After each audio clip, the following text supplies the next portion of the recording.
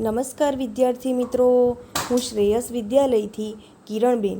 આજે આપણે ધોરણ 7 ગુજરાતી માધ્યમ વિષય સામાજિક વિજ્ઞાન વિષયાંક પ્રકરણ 5 આદિવાસી વિચરતી જાતિ અને સ્થાનિક સમુદાય ભાગ 2 જનજાતિઓ અને વિચરતી જાતિઓની સંસ્કૃતિ. તો વિદ્યાર્થી મિત્રો, આપણે તે અગાઉ જનજાતિઓનો વિસ્તાર, તેમના પ્રદેશો વિશે માહિતી મેળવી. તો હવે એમની સંસ્કૃતિ વિશે પણ આપણે માહિતી મેળવીશું. તો કે કેટલીક વિચરતી વિમુક્ત જાતિઓ ઘેટા બકરા, ઘોડા, ગાય, ભેંસ, બળદના વેપાર સાથે પણ સંકળાયેલી હતી. એટલે કે પશુપાલનનો પણ તેઓ સાથે તો સંકળાયેલા હતા, પરંતુ સાથે સાથે પશુઓનો વેપાર પણ તેઓ કરતા હતા. તો આવા જે પશુઓ છે તે ઉંમરલાયક થઈ જાય તો એ માટે આવા જે પશુઓનો વાહન તરીકે ઉપયોગ થતો હતો, એક સ્થળથી બીજે સ્થળે હેરફેર કરવા માટે. તો એમની લેવડ દેવડ પણ થતી હતી. વિવિધ જાતિના નાના મોટા ફેરિયાઓ એક ગામથી બીજે ગામ જઈને જાતે બનાવેલા દોરડા, ઘાસની ચટાઈ અને મોટા થેલા વેચતા. કેટલીક વિચરતી વિમુક્ત જાતિઓમાં કાંગસિયા, મોડવાનો સમાવેશ થતો હતો, જે બંગડી અને સૌંદર્ય પ્રસાધનોના વેપાર સાથે જોડાયેલા હતા. કેટલીક વિચરતી જાતિઓમાં નટ, બજાણિયાનો પણ સમાવેશ થતો હતો. તો કે કેટલીક વિચરતી જાતિઓ હતી, તેઓ આ રીતે ખેલ બતાવીને, નટ અને બજાણિયાનો ખેલ બતાવીને પણ તેઓ વ્યવસાય કરતા હતા. તેઓ વિભિન્ન અંગ કસરતો દ્વારા લોકોનું મનોરંજન કરતા હતા, જે આજે પણ તમે જોઈ શકો. બરાબર, જે વિચરતી જાતિઓ હોય છે એક જગ્યાએથી બીજી જગ્યાએ વસવાટ કરનારી, તો આવી જે જાતિઓ છે તે અંગ કસરતો દ્વારા લોકોનું મનોરંજન કરે છે અને એ દ્વારા પણ પોતાનું ગુજરાન ચલાવતા હોય છે. ગુજરાતમાં વણજારા, માલધારી, નટ, બજાણિયા, કાંગસિયા જેવી વિચરતી વિમુક્ત જાતિઓ જોવા મળે છે. તો આવી જાતિના લોકો છે તેઓ આવી રીતે પશુઓનો વેપાર પણ કરતા હતા, સાથે સાથે ફેરિયા તરીકે તેઓ ચીજવસ્તુઓનો પણ વેપાર કરતા હતા, જેમ કે દોરડા, ઘાસની ચટાઈ, મોટા થેલા વગેરેનો વેપાર કરતા હતા. એ ઉપરાંત બંગડી, સૌંદર્ય પ્રસાધનો, એમનો પણ તેઓ વેપાર કરતા હતા. તો આ રીતે તમારે વિમુક્ત જાતિઓ જણાવો એ વિશે પૂછાય તો ગુજરાતમાં જે વણજારા, માલધારી, નટ, બજાણિયા, કાંગસિયા જેવી વિચરતી વિમુક્ત જાતિઓનો તમારે ઉલ્લેખ કરવાનો. ત્યાર પછી જનજાતિઓમાં આવેલ સાંસ્કૃતિક પરિવર્તન. જે જનજાતિઓ હતી તેમાં કયા પ્રકારના પરિવર્તનો આવ્યા સમયના સાથે, તો તે વિશે આપણે માહિતી મેળવીશું. અર્થવ્યવસ્થા અને સમાજની જરૂરિયાતો વધતા નવા કલા કૌશલ્ય ધરાવતા લોકોની આવશ્યકતા ઊભી થઈ. તો કે આપણે જાણીએ છીએ કે વિવિધ કલાઓનો વિકાસ થયો, હસ્તકલાઓનો વિકાસ થયો, એની સાથે સાથે લોકોની જરૂરિયાતો પણ વધતી ગઈ. સમાજ જુદી જુદી જાતિઓમાં વિભાજિત થયો. બીજી બાજુ ઘણી જનજાતિઓ અને સામાજિક જૂથોને જ્ઞાતિ આધારિત સમાજમાં સમાવીને તેમને જાતિનો દરજ્જો આપવામાં આવ્યો. તો કે આવી જે જનજાતિના લોકો છે તેઓમાં પણ જુદા જુદા જૂથો પડ્યા અને એ રીતે વિવિધ જ્ઞાતિ આધારિત સમાજમાં સમાવવામાં આવ્યા. આવી જાતિઓમાં વિશિષ્ટ કૌશલ્ય ધરાવતા સમુદાય મુખ્ય છે. હવે વર્ણને બદલે જાતિ સમાજના સંગઠનનો આધાર બની. તો કે આપણે ત્યાં પ્રાચીન સમયમાં વર્ણ વ્યવસ્થા હતી, બરાબર. તો હવે જાતિ આધારિત સમાજ અસ્તિત્વમાં આવ્યો. ગોંડ અને અહોમ. તો કે ગોંડ જાતિના લોકો વિશે આપણે માહિતી મેળવીશું. ભારતના ગોંડવાના નામના વિશાળ વન પ્રદેશમાં રહેનારી પ્રજા ગોંડ તરીકે ઓળખાય છે, જે ભારતની જૂની જનજાતિઓ પૈકીની એક છે. તેઓ સ્થળાંતરિત ખેતી કરતા. હવે સ્થળાંતરિત ખેતી એટલે શું? પોતે જે જંગલ વિસ્તારોમાં રહેતા હોય છે તે જંગલ વિસ્તારોમાં જે ઝાડી ઝાખડાઓ આવેલા હોય છે તેને કાપીને, જમીનને સાફ કરીને, જે ઝાડી ઝાખડા હોય છે તેને સળગાવીને જમીનને સાફ કરવામાં આવે છે અને ત્યાર પછી તે જમીનને સાફ કરીને તેને ફળદ્રુપ જમીનમાં ખેતી કરવામાં આવે છે અને એ રીતે તેઓ ખેતી કરતા હતા. હવે એ જે જમીનમાં ફળદ્રુપતા ઘટી ગયા બાદ એ જમીન છોડીને ફરી પાછા બીજી જગ્યાએ જાય છે અને ત્યાં પણ એ જ પ્રકારે જમીન સાફ કરીને ફરીથી ખેતી કરે છે. તો કે આ પ્રકારે સ્થળાંતર કરીને ખેતી કરતા હોવાથી આ પ્રકારની ખેતીને સ્થળાંતરિત ખેતી કે ઝૂમ ખેતી પણ કહેવામાં આવે છે. તો કે આવા સ્થળાંતરિત ખેતી કરતા નાના નાના કુળોમાં વહેંચાયેલી વિશાળ ગૌણ જાતિમાં મુખ્યત્વે પ્રત્યેક કુળનો એક રાજા પણ હતો. અકબરનામામાં નોંધાયું છે કે ગઢકંટંગાના ગૌણ રાજ્યમાં 70,000 જેટલા ગામડાઓનો સમાવેશ થતો હતો. હવે અહીં તમને સ્થળાંતરિત કે ઝૂમ ખેતી વિશે માહિતી આપવી છે, જે તમારે યાદ રાખવાની છે.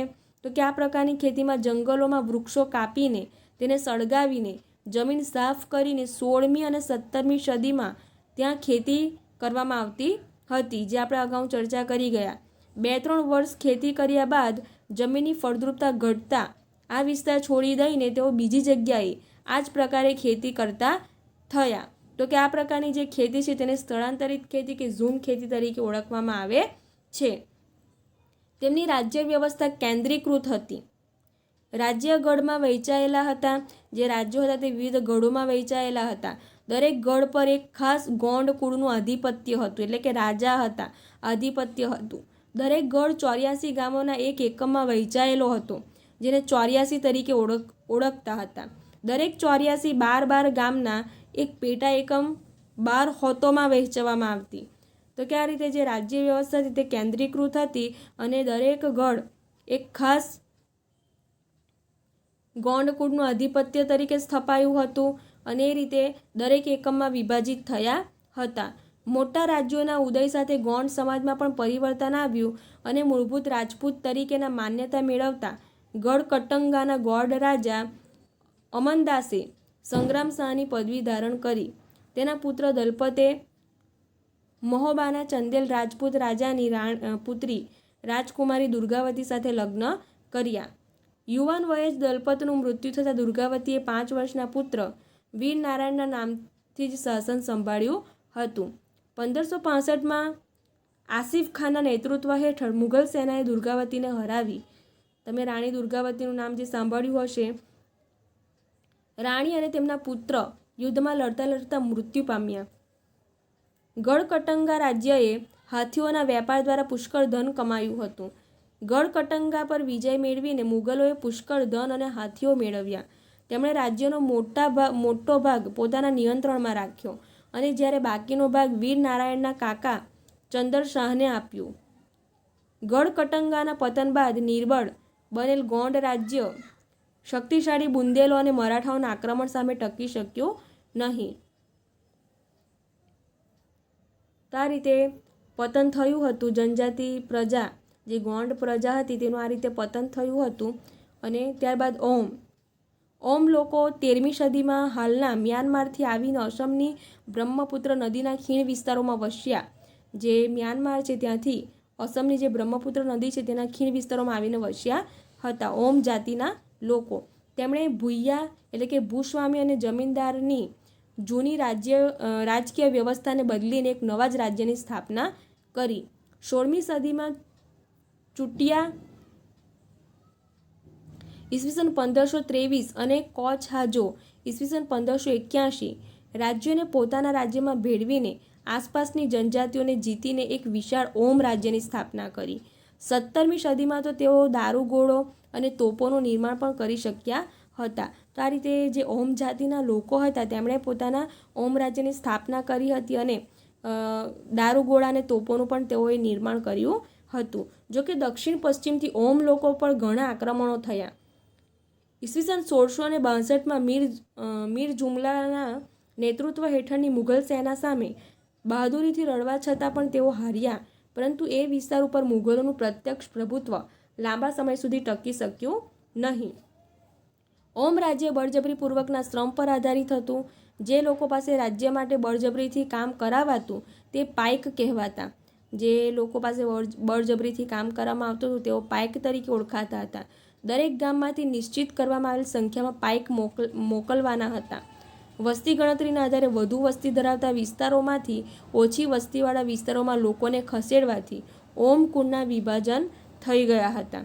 આ રીતે જે ઓમ કુળના લોકો હતા તેમનામાંથી ઘણા લોકો પાસે આ રીતે બળજબરીપૂર્વક કામ કરાવાતું હતું અને જેને પાઇક તરીકે ઓળખવામાં આવતા હતા. તો કે નિશ્ચિત રીતે એમાંથી આ પાઇક મોકલવામાં જ આવતા હતા.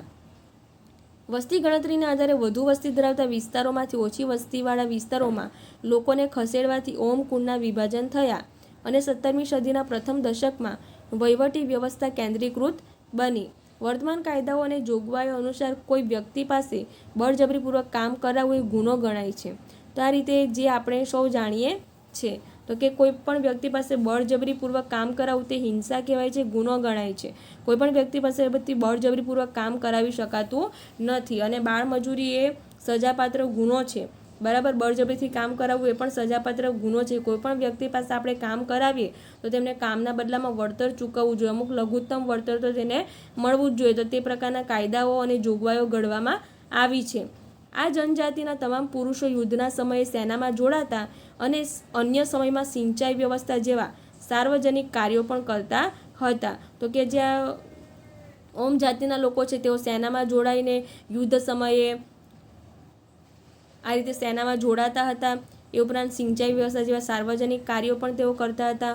ઓમ લોકોએ ચોખાની ખેતીની નવીન પદ્ધતિઓ પણ અમલમાં મૂકી હતી. જે ડાંગરની ખેતી કરવામાં આવતી હતી તો તે ઓમ જાતિના જે લોકો છે તેમણે નવી નવી પદ્ધતિઓ અમલમાં મૂકી હતી.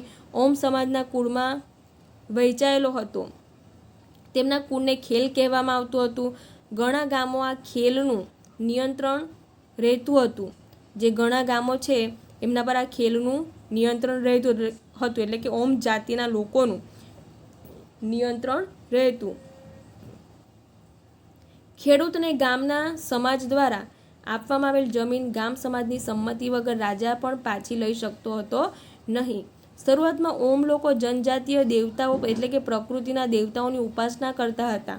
તો આ રીતે જે ઓમ લોકો હતા તેઓ પ્રકૃતિના દેવતાની ઉપાસના કરતા હતા. તેઓ પ્રકૃતિ પ્રેમી હતા. રાજા દ્વારા મંદિરો અને બ્રાહ્મણોને જમીનનું દાન આપવામાં આવતું હતું.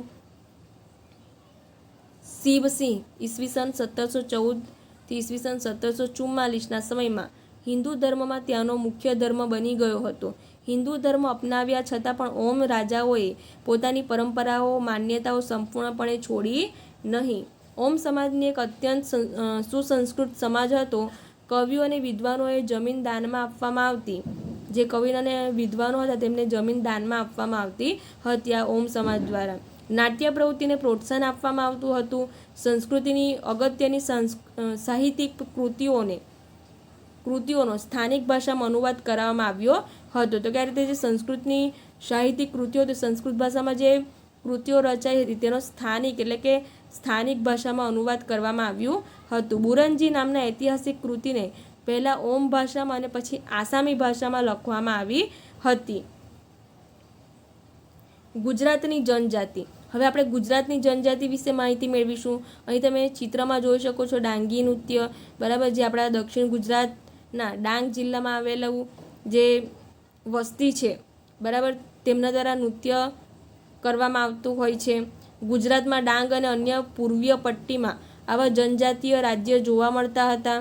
સંતરામપુરા, દેવગઢ બારિયા અને ડાંગની રાજ્ય વ્યવસ્થા અને સંસ્કૃતિ વિશિષ્ટ હતી. તેમના તમાસા, ભવાડા અને ઠાકરિયા જેવા નૃત્ય વિશ્વ વિખ્યાત થયા છે. ડાંગમાં ડાંગ દરબાર પ્રતિ વર્ષ ભરાય છે, જે આપણે જાણીએ છીએ, જેમાં રાજાઓને વર્ષાસન આપવામાં આવે છે. તો આ રીતે ડાંગ દરબાર દ્વારા વિવિધ ડાંગી નૃત્યો પ્રદર્શિત કરવામાં આવે છે અને તે આપણે જોઈ શકીએ છીએ. ડાંગ દરબાર, અહીં આપણને ડાંગ દરબાર વિશે માહિતી આપી છે. હોળીના તહેવાર દરમિયાન ડાંગ દરબાર યોજવાની શરૂઆત વર્ષો પહેલાં થઈ હતી. સરકારે ડાંગી રાજાઓ અને નાયકોને તેમના હકના બદલામાં વંશ પરંપરાગત સાલિયાણું આપવાનું નક્કી કર્યું, જે પરંપરા આજે પણ ચાલુ છે. તો આ રીતે જે આદિવાસી જાતિઓ હતી એમાં જે ડાંગી રાજાઓ અને નાયકાઓ તેમના હકના બદલામાં વંશ પરંપરાગત સાલિયાણું તેમને આપવામાં આવતું હતું. તો આ રીતે ડાંગ દરબાર યોજવામાં આવે છે. દર હોળીના તહેવાર દરમિયાન જ યોજવામાં આવે છે. બદલાતો સમય, નવી જનજાતિઓનું માળખું. જેમ જેમ સમયમાં પરિવર્તન થયું તેમ તેમ આ જે જનજાતિઓ છે તેમના માળખામાં પણ પરિવર્તનો થતા ગયા. કાયદાઓ નિયમોમાં ફેરફાર થતા ગયા. 16મી અને 17મી સદી સુધીના જનજાતિના ઇતિહાસને આપણે સમજવાનો પ્રયત્ન કર્યો, બરાબર. 16મી અને 17મી સદી દરમિયાન કઈ રીતે જનજાતિ સમાજમાં પરિવર્તન આવ્યું તે આપણે જોઈ ગયા. કાળાંતરમાં અનેક જનજાતિઓમાં વ્યાપક પરિવર્તનો આવ્યા. વર્ણ આધારિત સમાજ અને આદિવાસી સમાજના લોકોના એકબીજા સાથેના સંપર્કને કારણે બંને સમાજમાં પરિવર્તન આવ્યું. તો આ રીતે જે વર્ણ આધારિત સમાજ વ્યવસ્થા હતી તેના ઉપરાંત જે જાતિ આધારિત વ્યવસ્થા હતી તો કે તેમાં ખૂબ પરિવર્તન આવ્યું.